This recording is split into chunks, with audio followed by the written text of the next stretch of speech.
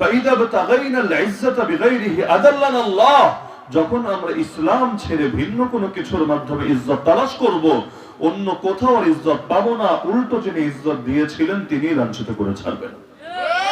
তার মানে ইসলাম ছাড়া মুসলমানের কোনো ইজ্জত নাই, ইসলাম ছাড়া মুসলমানের কোনো সম্মান নাই, ইসলাম ছাড়া না দুনিয়াতে না আখিরাতে মুসলমানের মাথা উঁচু করে দাঁড়ানোর সুযোগ নাই।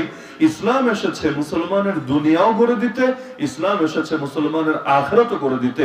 এজন্য আল্লাহ দোয়া শিখালেন, রব্বানা আতিনা ফিদ দুনিয়া হাসানাতাও ওয়া ফিল আখিরাতি হাসানা ওয়া কিনা আযাবান নার। হে আল্লাহ, হে আমাদের রব, দুনিয়াতেও কল্যাণ দেন, আগে দুনিয়ার কথা, দুনিয়াতেও কল্যাণ দেন এবং আখিরাতেও কল্যাণ দিয়েন এবং আমাদেরকে জাহান্নামের আযাব থেকে রক্ষা করেন।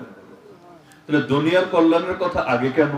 ইসলাম যদি দুনিয়া গড়তে নাই আসে, শুধু আখিরাত গড়তেই আসে, তাহলে আল্লাহ তাআলা দুনিয়া গড়ার কথা আগে বললেন কেন?